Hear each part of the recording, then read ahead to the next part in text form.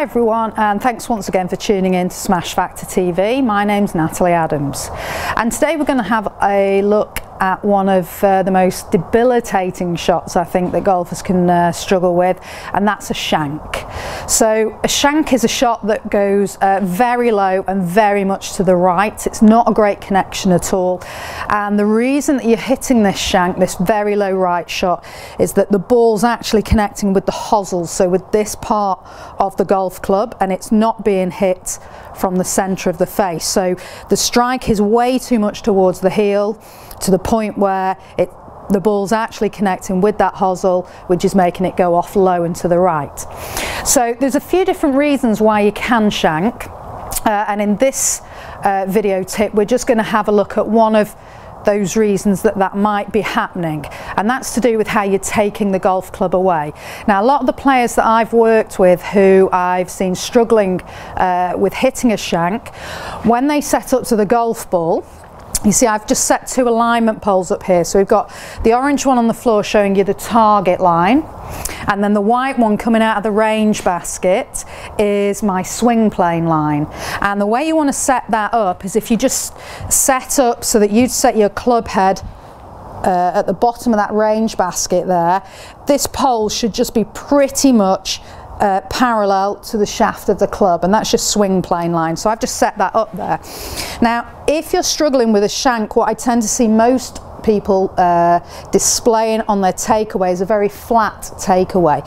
So that would mean as they swing the club back, that club head goes very much on the inside of the target line, and you can see it's gone very much underneath my swing plane line.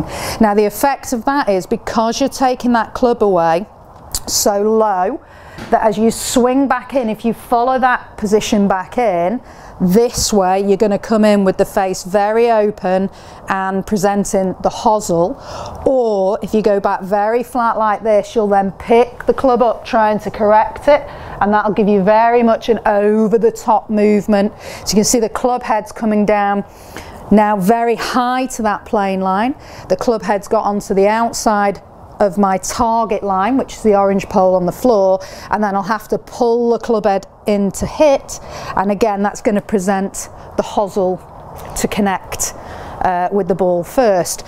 So what you want to work on is, as you take the club away, take that club head directly back down along the target line. So work on keeping the club head on that target line, get the club head pointing at the range basket, which is on top of that target line pole, and then allow the club to come round and just in front of that plane line that's sticking out of the basket there. So just do that once again. That club head's going to go along the target line, so along the alignment pole on the floor. It's going to go to the range basket, and then it's going to come up, and that'll get you into a really good position there. And also, if you are struggling with that takeaway, and that is what's causing the shank to happen, have a look at one of my other videos where I gave you 3 checkpoints for a great takeaway position, because you can practice that at home. But at the range, this will really help you. It'll give you the feedback, and you can start to swing the club back, and you'll start to get the feel for how to get the club head into the correct position and not make that really flat takeaway. Have a go at that when you're at the range. It will feel strange if you have been struggling with a shank, but that's the first thing that I'd have a look at correcting. But there will be more in the series on how to correct the shanks. It's a game-changing golf tip.